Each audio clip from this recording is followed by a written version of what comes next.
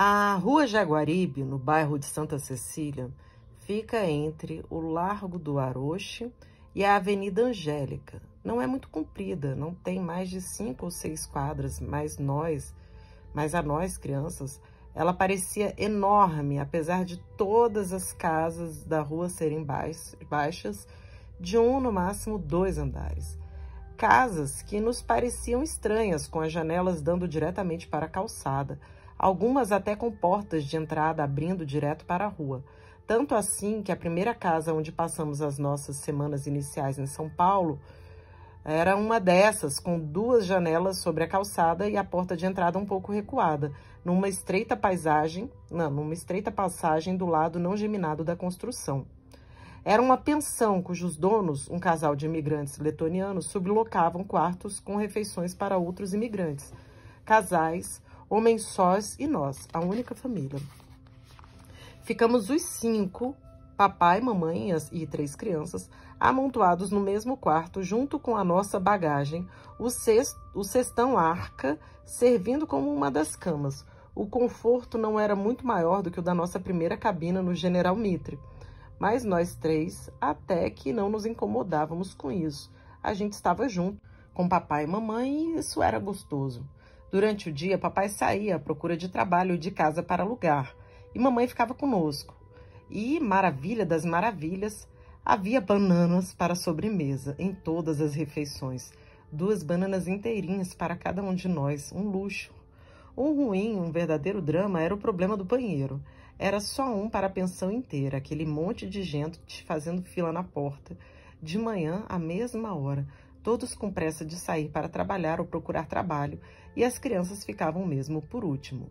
Todas as manhãs, mamãe tinha de enfrentar uma batalha para que nos deixassem passar, fazer as necessidades e escovar os dentes, já sem falar em banho, sempre adiado. Todos os dias aquela agonia, aqueles apertos, aquelas lágrimas. Uma vez, mamãe chegou a brigar feio, quase bateu num dos pensionistas, um senhor russo, aristocrata, decadente, sem nada de cavalheiro, que não nos deixava, a mim e a meu irmão, entrar no banheiro. Foi aí que nós vimos como a nossa mamãe, aquela baixinha, podia ser brava e valente, uma verdadeira leoa de juba loira. O homem ouviu o que quis e o que não quis. O mínimo foi mamãe desafiá-lo com isso aqui não é a Rússia czarista. Aqui o senhor não manda, viu? Num tom de voz. E voz não lhe faltava, o que o intimidou de verdade. Ela nos deixou entrar no banheiro, só que ficou batendo na porta o tempo todo. A gente mal conseguia fazer o que tinha de fazer de aflição. Felizmente, a nossa temporada naquela pensão do número 44 da Rua Jaguaribe, que não existe mais, foi curta.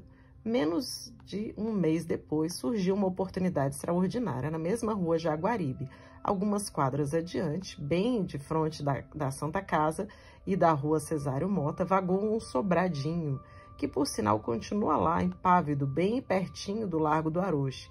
Ele tinha uma espécie de garagem embaixo, e a porta na rua se abria, puxando um cordão no alto da escada que dava para a moradia. Era um apartamento de 2 quartos, sala, cozinha e banheiro pequenos, mas para nós, depois daquele quarto apinhado na pensão, aquilo era um luxo. E o melhor era que naquela moradia, já instalado e funcionando, existia um gabinete dentário, modesto, mas completo, que o dentista proprietário queria passar adiante, baratinho. Sopa no mel para a mamãe, que podia começar a trabalhar imediatamente, herdando até boa parte da clientela do colega. Eram pessoas do bairro, das imediações e principalmente gente da vizinha Santa Casa, enfermeiras e enfermeiros, atendentes e mesmo alguns médicos e freiras. Naquele tempo, a burocracia era menos complicada do que agora e mamãe, com seu diploma universitário europeu, logo conseguiu, com o auxílio de alguns amigos, uma permissão especial do serviço sanitário para exercer a profissão como prático licenciado, de modo que em um pouco mais de um mês de permanência em São Paulo, ela já começou a trabalhar mesmo sem falar a língua, assim com a cara e a coragem. E coragem ela tinha, e muita. Basta dizer que para enfrentar as despesas dos primeiros tempos, ela sublocou um dos quartos com refeições a 3 rapazes, também imigrantes, e nós, a família, nos acomodamos como dava. os pais e os 2 meninos no quarto maior e eu dormindo em cima da arca, num canto da sala, atrás de um tabique que separava a sala de espera do consultório. Mamãe acordava cedinho, preparava o café, o chá, não era café, da manhã para toda a turma. Desculpa, mamãe acordava cedinho, preparava o chá, não era café, da manhã para a turma toda e entrava no seu gabinete dentário ao redor das 7h30. Ficava lá até a hora de nos dar o almoço, que ela mesma cozinhava, e voltava ao consultório até a hora do jantar. E depois daquele dia puxado, ela ainda tinha ânimo para cantar, brincar e até receber visitas. Papai, que ainda não encontrara trabalho, ajudava-a no que podia com a casa e as crianças, e também bastante com os clientes, com quem conseguia se comunicar sofrivelmente, pois tinha um autêntico talento para línguas. Era um poliglota nato, já falava 4 idiomas e aprendera um português razoável durante as 3 semanas a bordo do navio e os 3 meses sozinhos em São Paulo, antes da nossa chegada. Quanto à mamãe, fazia-se entender por mímica e também, por incrível que pareça, com aquelas freiras e os médicos em latim.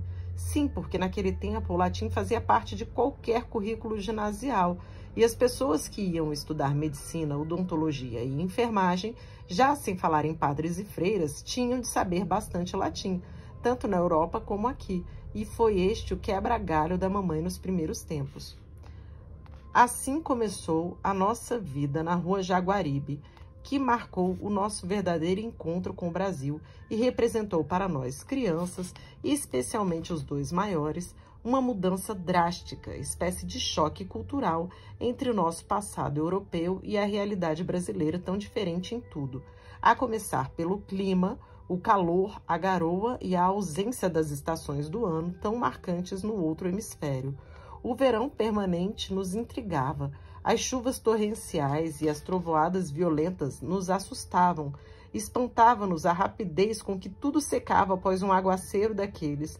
Uma chuva forte em Riga significava vários dias de calçadas molhadas e poças de água suja, e o pôr do sol rápido, como se o sol se apagasse de repente, tão diferente dos longos e misteriosos crepúsculos do norte europeu. E a vegetação luxuriante, o verde escuro, permanente nos jardins, nos parques, nas praças. Naquele tempo ainda havia muito verde em São Paulo. E as noites densamente salpicadas de estrelas, tantas e tantas estrelas num céu tão diferente do céu setentorial, nosso conhecido. Na Rua Jaguaribe teve início para nós crianças uma vida nova, que no começo foi muito difícil por causa do idioma desconhecido, dos costumes desusados, do ambiente, do clima e até da roupa que trouxemos conosco, especialmente a do meu irmão. É que, na época, lá em Riga e na Europa em geral, penso, os meninos usavam roupas de criança, calças bem curtas, botinhas ou sandálias, camisas e blusas folclóricas, coloridas e bordadas, coisas assim. Ao passo que os meninos da Rua Jaguaribe, quando se endomingavam, usavam ternos, miniaturas de roupas de adulto, só que de calças pelo joelho, mas camisa, paletó e sapatos de um homem, que eu, aliás, achava muito sem graça, feios mesmo, que os faziam parecer mais anões que crianças. Mas os meninos caçoavam dos nossos trajes, chamavam meu irmão de mariquinhas, perguntavam se aquilo era fantasia de carnaval. Nós nem sabíamos o que era carnaval. E hoje aquelas nossas roupinhas passariam até despercebidas diante do carnaval, que são as roupas de todo dia agora. Mas naquele tempo e naquela rua, nós éramos os diferentes e sofríamos com as zombarias das outras crianças. Meu irmão, o do meio, o pequeno, ainda não entendia nada. Chegava a chorar por causa disso. Já quanto ao clima, a primeira coisa que me aconteceu logo que nos instalamos no Sobradinho, foi ficar com icterícia. Era por causa da mudança de clima, pelo menos foi o que nos disseram. Só sei que fiquei toda amarela, até o branco dos olhos amarelou. E tive de entrar num tratamento bravo, dieta rigorosa que incluía bifes de fígado cru. Depois que sarei, tomei birra de fígado e fiquei sem comê-lo durante vários anos, até perdoá-lo. Mas pior que fígado cru foram as injeções. Eu nunca tinha tomado injeção, nem mesmo tinha conhecimento da existência de tal barbaridade. E eis que essa desgraça desaba sobre mim. E era a injeção na veia ainda por cima. Eu, que já estava traumatizada por aquela malfadada operação de amígdalas, quase morro de medo da primeira vez. Mas logo me acostumei, ou melhor, me resignei. E comecei a ir sozinha para a enfermaria da Santa Casa tomar a tal injeção. É que a Santa Casa ficava realmente a poucos metros da nossa casa, e ir para lá sozinha me dava uma sensação de independência, de gente grande, muito agradável. Eu me pavoneava perante o meu irmão, que só tinha permissão de brincar na calçada, na frente do sobradinho, o que até que era muito mais do que a gente podia fazer lá em Riga, onde só pisávamos na rua sob a guarda atenta dos nossos pais ou da governanta. Então, ir para a Santa Casa era para mim mais uma aventura e bem maior do que eu esperava, na verdade, porque ao cruzar o grande portão da rua do Dr. Cesário Mota, eu penetrava num mundo fascinante, mas perturbador. É que naquele tempo a Santa Casa era o maior, se não o único hospital gratuito da cidade, e para ele vinham doentes da capital e de todo o interior. O hospital estava sempre superlotado, as salas de espera repletas de gente com todo tipo de doenças. Havia até doentes deitados no chão, nos corredores e mesmo do lado de fora. Posso dizer que os meus olhos infantis viram coisas bem mais assustadoras que quaisquer terrores criados pela minha sempre excitada imaginação. Eram rostos devastados pela sífilis, horríveis lesões de leishmaniose, que eram chamadas úlcera de Bauru, tuberculosos escarrando sangue, gente com o terrível fogo selvagem. Só não havia ali rancenianos, que eram chamados leprosos, porque as vítimas dessa doença grave e mesmo deformante, mas hoje curável e bem menos contagiante que muitas outras, eram violentamente discriminadas, isoladas em colônias e proibidas de ter contato com a população em geral. Esses infelizes eu os vi sim na rua Jaguaribe, mas passando por ela em caravanas a cavalo, pedindo auxílio aos transeuntes, estendendo-lhes canecas presas na ponta de longas varas. E mesmo assim, as pessoas se escondiam e mandavam as crianças entrarem em casa, porque corria um boato ou uma superstição de que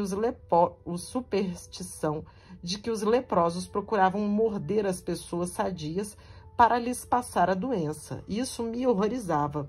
E eu tinha muita pena misturada com medo daquela pobre gente maltrapilha, humilhada, feia, muitas vezes com o rosto deformado, com dedos faltando nas mãos, uma tristeza. Felizmente, agora as coisas já não são mais assim, e os rancenianos são tratados como humanidade, como doentes normais. Foi também na Santa Casa que tivemos uma experiência que me abalou e me marcou muito. Numa das vezes que fui tomar a minha injeção, eu comecei a zanzar, como de costume, pelo jardim do hospital, entrando pelas portas sempre abertas, ora numa, ora noutra sala de espera, cheia de doentes, aguardando a vez de serem atendidos, até que, de repente, me vi na porta de uma sala de consulta, onde se encontrava um grupo de rapazes, estudantes, rodeando uma mesa sobre a qual estava sentada uma pobre mulher, visivelmente doente.